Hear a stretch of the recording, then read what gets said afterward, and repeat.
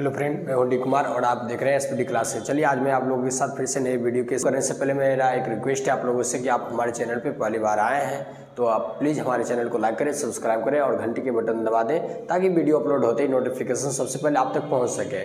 चलिए आज का जो सेशन है वो मैथ का टॉपिक है और ये एपी चैप्टर का है, जिसको हम लोग क्या बोलते हैं, समांतर श्रेणियाँ। क्या बोलते हैं? समांतर श्रेणियाँ। समांतर श्रेणियाँ बनाने से पहले मैं उसके बारे में कुछ टॉपिक के बारे में बता दूं। समांतर श्रेणियाँ कोई भी जब लिखा हुआ रहता है समीकरण, ठीक है, तो जैसे ही क्वेश्चन के दिया गया कि AP 11, 8, 5, 6 इस तरीके से कुछ भी सीरीज लिखा हुआ रहेगा तो ये सीरीज में हम लोग को देखना होगा कि पहले वो AP में है या नहीं है। इसको जानने के लिए हमको क्या निकालना पड़ता है कि सारवंतर निकालना पड़ता है। सारवंतर मतलब क्या होता है कि जो भी सीरीज दिया गया होगा उस सीरीज के दो पदों के बीच के अंतर को क्या कहा जाता है? सारवंतर कहा जाता है। और सारवंतर को हर हमेशा डी से, स्मॉल डी से सूचित किया जाता है, ठीक है। और इसमें देखिए कि बहुत सारे पद के रूप में रहेगा। सीरीज जो रहता है कि 2, 3, 4, 5 को दिया हुआ रहता है, उसमें 4, 5 सीरीज में क्या दिया रहेगा कि पहले जो लिखा रहेगा उसको बोलेंगे प्रथम पद, दूसरा को दूसरा पद, तीसरा चौथा, इस तरीके से पद लिखा रहता है, ठीक है। तो पद को लिखने के लिए हम लोग स्मॉल ए का यूज करते हैं, A1, A2, A3, A4 इस तरीके से क्या करते हैं, यूज करते हैं, है ना। तो चलिए आप लोग ध्यान से देखिएगा।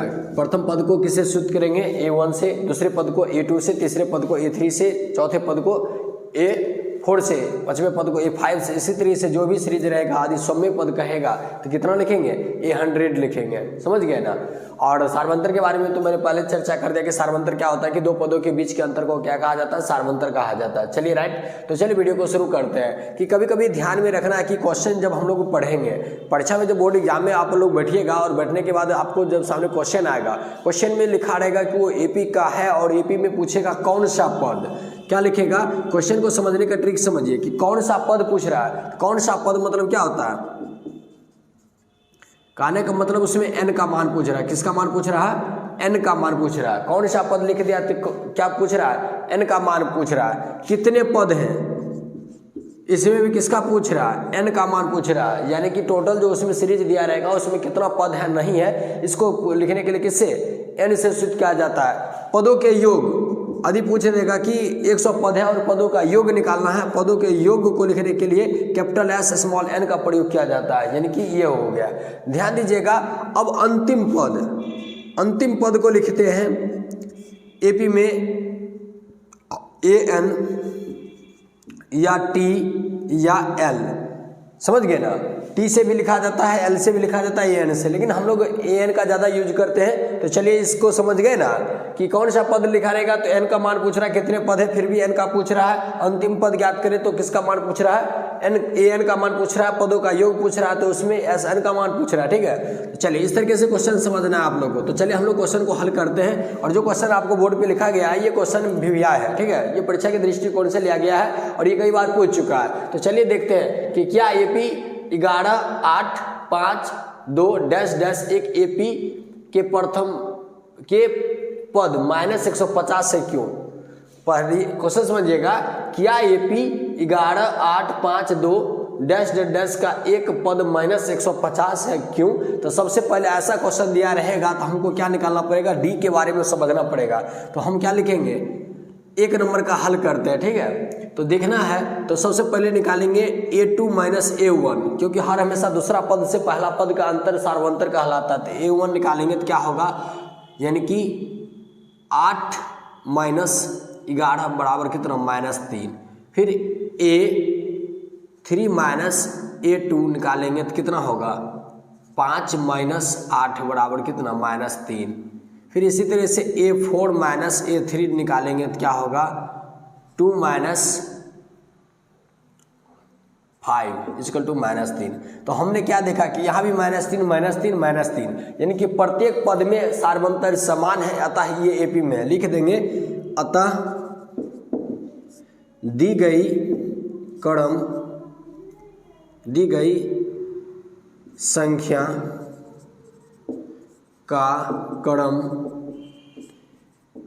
AP में है। क्या है? AP में है। और इसमें AP में है तो इसका प्रथम पद क्या है? तो पहला पद 11 है।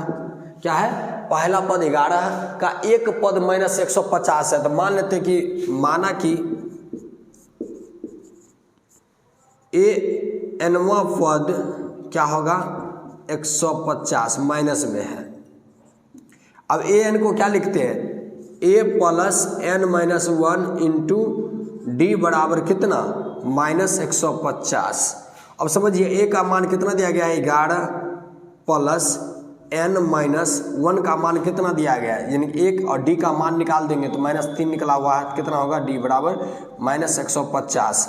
अब समझना है इसको हल करेंगे 11 माइनस 3n अब प्लस 3 बराबर कितना -150। अब समझिएगा, अब देखिए इसको हल करेंगे तो 11 3 कितना हो जाएगा 14 माइनस 3n इक्वल टू -150। अब इस बार माइनस में उस पार भेज देते हैं तो क्या होगा -3n इक्वल टू -150। अब माइनस में 14 -3n इक्वल टू हो जाएगा माइनस में 164, क्योंकि 50 में 14 जोड़ेंगे 164 हो जाएगा। अब काटेंगे तो n इक्वल टू क्या हो जाएगा -164 अब बटे कितना होगा माइनस में 3, ये काट देंगे माइनस माइनस कट 164/3 यही मान रहेगा। तो कौन सा पद होगा, लेकिन यहाँ पर हम लोग को एक चीज़ समझना है, क्या समझना है, n का मान पूर्णांक में भिन्न में, ठीक है, n का मान पूर्णांक में हो भिन्न में हो दशमलव में हो नहीं रहता है, इसलिए क्या होगा इसका कोई भी पद, अतः लिख देंगे अतः एपी का कोई भी पद -150 नहीं होगा। समझ गए ना कि जब भी n का मान भिन्न में आए, पूर्णांक में आए, दशमलव में आए तो समझ जाना है क्या है कि वो एपी में वो पद नहीं होगा, या अर्थात कोई भी पद क्या होगा -150 नहीं होगा। चलिए दूसरा क्वेश्चन को देखते हैं। आप लोग नोट कर लिए होंगे और नहीं किए होंगे तो स्क्रीनशॉट वीडियो को कर लीजिएगा, ठीक है। नेक्स्ट क्वेश्चन को देखिए। अगला क्वेश्चन है उस एपी का 31वां पद ज्ञात कीजिए जिसका 11वां पद 38 है और 16वां पद कितना है 73 है। तो चलिए इसको हम हल करते हैं। सेकंड नंबर क्वेश्चन कहता है कि उस एपी का, पहले से एपी में दिया 31वां पद ज्ञात करने के लिए, अर्थात क्या निकालने के लिए A31 बराबर क्या दिया वाट दिया, लेकिन इसका एक पद दिया जिसका 11वां पद, अर्थात 11वां पद को लिखने के लिए क्या लिखेंगे A11 बराबर कितना 38 और 16वां पद दिया है A16 बराबर कितना 73। चलिए इसको हल करते हैं। A11 को लिखने के लिए हम लिख सकते हैं A प्लस 10D बराबर कितना 38, इसको इक्वेशन हम फर्स्ट मानेंगे। फिर 16 को लिखने के लिए क्या लिखेंगे A प्लस 15D बराबर 73, इसको इक्वेशन सेकंड मानेंगे। और आपको पता है कि द्विघात समीकरण में बताए थे, ठीक है, दो चर वाला रैखिक समीकरण में, तो दो चर वाला रैखिक समीकरण में हल करने के लिए क्या करेंगे प्रतिस्थापन या ये विधि से निकाल देंगे। तो इसको हल करेंगे तो क्या करेंगे समीकरण फर्स्ट में से सेकंड को घटाने पर क्या लिख देंगे घटाने पर, तो घटाने पर क्या होगा चिन्ह परिवर्तन कर देंगे और ये कट जाएगा, तो ये बचेगा 5D 5 यानी कि माइनस में, क्यों 15 10 में से 15 घटेगा तो -5D बचेगा। और यहाँ देखिए 73 में से 38 घटेगा तो 3 में से 8 घटेगा तो कितना 5, यहाँ बचेगा 6 6 में से 3 गया 3 माइनस में। अब देखिए D इक्वल टू क्या लिखेंगे -35 अब बटे 5, कटने के बाद देखिए कट गया 5 7 35 और माइनस माइनस भी खत्म हो गया। D का मान कितना आया 7। तो पुनः क्या करेंगे, पुनः D का मान समीकरण कोई भी समीकरण में रख दीजिए, फर्स्ट में या सेकंड में, तो समीकरण फर्स्ट में रखने पर तो समीकरण फर्स्ट देखिए कितना है A प्लस 10 और D का मान कितना 7 बराबर कितना 38। अब लिखेंगे A बराबर कितना हो जाएगा 10 7 70 घटा दीजिए 38 माइनस 70, A इक्वल टू आ गया आपका कितना घटाइए, ये 70 में से घटेगा तो 2, यहाँ बचेगा कितना 6 6 में से 3 गया 3 यानी कि 32 बचा। A का मान कितना आया 32। अब निकालना क्या है हमें, क्वेश्चन में कह रहा था 31वां पद लिखने के लिए A प्लस 30D क्या निकालेंगे A प्लस 30D बराबर, A का मान कितना निकला 32 प्लस 30 गुण D का मान है 7, तो बराबर देख लीजिए 32 प्लस 7 21 210 कितना हो जाएगा जोड़िए तो 2 3 1 4 2 242, ये आपका क्या आया आंसर आएगा।